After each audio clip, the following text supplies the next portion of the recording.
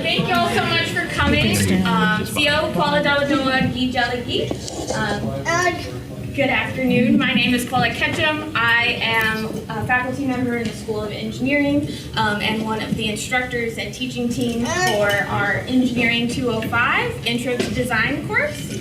We're really excited to have you all here today to see the awesome hard work of one of our groups of students. This is actually 1/3 of our class. The other sections had a different client, but we're super excited about all of the amazing hard work and projects that the students have created. They were working with the library and with the library staff to identify needs, create really awesome solutions to those needs, an iterative process through feedback, and we're really excited that today they get to show off all of the awesome things that they learned and designed. So how this is going to work is we're going to do what I'm calling a pitch walk. So we're going to start over here and move around the circle and then end with our two projects in the back.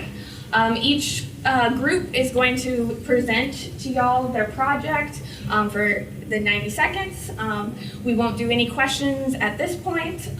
We'll just move on to the next group, and then once all of the groups have gone, I'll say a few final words. I'll open the floor for Sorel to speak as well, and then after that, you are invited to come and talk to each of the teams, to interact with their designs, ask them questions, anything that came up for you during the presentations. So with that, we're going to go ahead and get started, and we're going to start over here with our Tsunami team. All right, so hello everyone. My name is AJ Fick. This is Kayla Vogel, and this is Jonas Norman. We are the 205 Cookers, and this is our tsunami wave tank. So we have been developing this diorama over the course of the semester in order to interest students and visitors on tsunami geophysics and wave mechanics. So this acrylic tank uses magnetic translational force in order to move the silicone sheet we have secured to the bottom of the tank, and this causes waves to translate across the tank and propagate similarly to how water columns would be propagated by a strike-slip earthquake causing underneath the ocean surface. And we have included a map of the Arcata coastline on the right side of our display, which displays the tsunami safety zone, so visitors know locally where to retreat in the event a tsunami would actually happen. We really hope that this design will help inspire people to learn more about tsunamis and just have fun messing around with it. So thank you for listening. Our next group, over here. Hello, I'm Wyatt. I'm Eden. I'm Caden. I'm Kelsey. We're WEC Engineering, and our project was the tide pool exhibit for the sea life section of the library. The purpose of our project is to bring attention to our library section, as well as help students become more familiar with the library's call number system.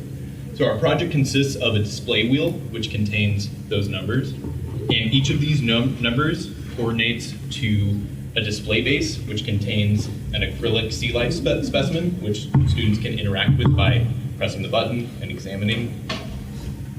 So when we were conducting research interviews for this project, a big thing that came up amongst students and former students we spoke with was general confusion to navigating school libraries in general. And they reported this to be a pretty big barrier to access to the valuable resources that only the libraries can provide. And so we really hope that our project is not only a attention grabber for the Sea Life section of the library, but is a really fun way for students to become more familiar with the library navigation system. Thank you.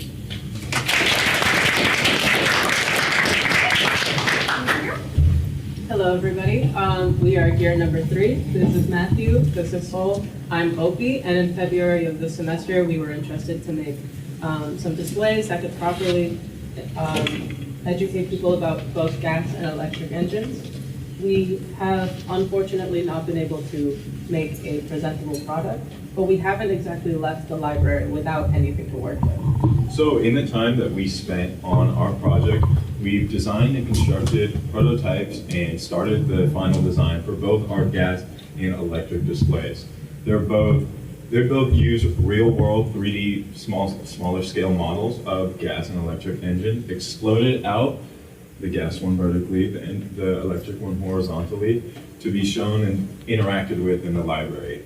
They're color coordinated to their information pieces, as well as lit up with a user-led experience through the buttons laid out for these various pieces. We started this project in hopes to attract people to this library to be able to learn and be able to explore some of these displays and concepts, and left with a bunch of prototypes and some detailed instructions on how to build what we were planning to make. We hope that someday those plans do in fact come to life, and hope you guys have fun interacting with them. Thank you for listening.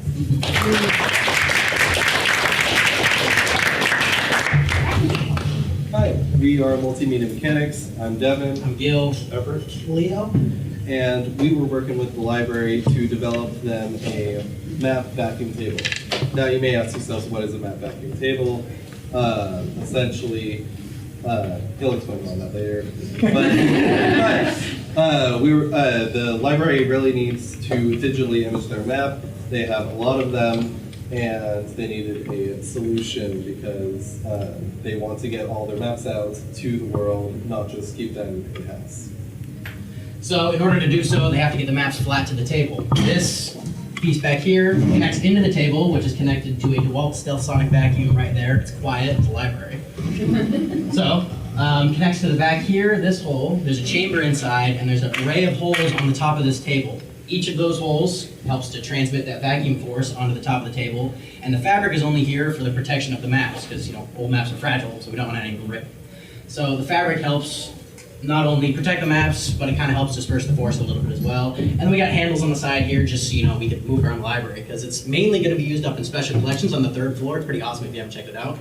But it might also need to get moved in other places in the library. So we're really excited for the library to get to use this and get to share their research and maps with the rest of the community. And we also want to thank the library for helping donate the vacuum. We needed that. Thank you.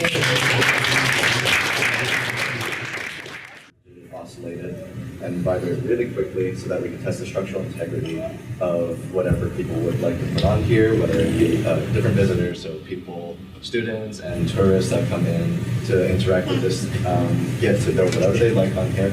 And in order to make it work, we have these two dials that will turn it on, and same with these 2 remotes that when pressed will go ahead and activate the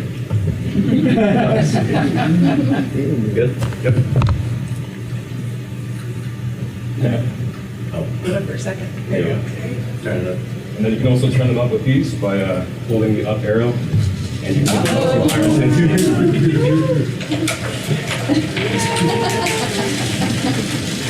can also turn them by hand.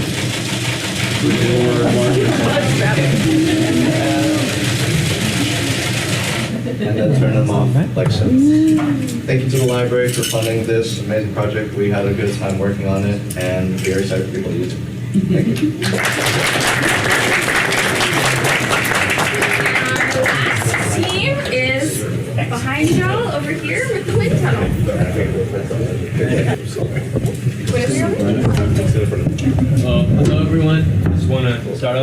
thanking you all for being here. It means a lot to me and my team, and to everyone else around here. My name is Hector Maldonado. I'm Gomar Ureña. My name is Jenna Orndorff. And we are Team Nacho Average Engineers, and this is our wind tunnel. So we created the wind tunnel with the purpose of inspiring younger individuals who visit the Cal Poly Humboldt Library about STEM-related topics. And this wind tunnel does that by showing flight and aerodynamic principles. Ever since we received this project, we as a group have been very dedicated to inspire these younger individuals with an interactive and completely finished project. Through many weeks of design, research, writing, prototyping, and fabricating, we end up with this final model of a wind tunnel. So this is our wind tunnel. It consists of a 20-inch box fan that is choked down into this 16-inch rectangular chamber where the simulation is housed. The purpose of the choke is to increase the airspeed to accurately show the critical angle for the angle of attack effect. First, the air comes through this honeycomb filter that creates more laminarized flow, and then it hits the wing itself. The wing is on a knob, so you can turn it to adjust. That's what's called the angle of attack, and it has these strings on the back of it that will show when the critical angle is reached. I want to thank the library for giving us and funding this project, and thank you all for coming.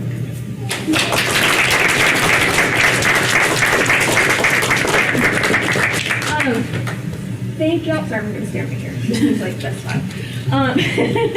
Thank y'all so much again for coming. There are a couple of people that I want to shout out. Our department chair, Eileen Cashman, is back there. Thank you. Absolutely nothing. Our awesome makerspace coordinator, Matt Irwin, is back there for helping. And then my awesome teaching team with Lonnie Graffman and Devin Ketchum over there. I want to thank Sorrel for entrusting us with these projects and open the floor to you real quick for anything you would like to say. Thank you. Well, thank you all very much. You are creating the inspiring learning environment that the library is, and I want to thank you for doing all the hard work of not only researching, troubleshooting, failure, iterations, all of it is part of engineering that we are really proud of your work. What you've accomplished is really significant. You're going to make the 8th and 10th graders that visit us, the community that visit us, and prospective students and students understand things like earthquakes, which do matter in our space. And I'll just share that the library went through seismic retrofit and it had carbon fiber put around the concrete, so we're fine. It really matters how we learn about the world we live in. So thank you for creating such an inspiring space. We're so proud of your work. I know Carly has so much passion for doing a lot of map copy stand digitizing this summer and this fall. So thank you for making it possible. We love the work that you're doing. We want to continue this in any way possible. And later on this afternoon, I'll be asking the library, what challenges do you want to give next year? Thank you for making it so wonderful and successful. Does anybody in the library want to add anything else? Well, the 8th and 10th graders that visit us will love this, and thank you all very much. Congratulations.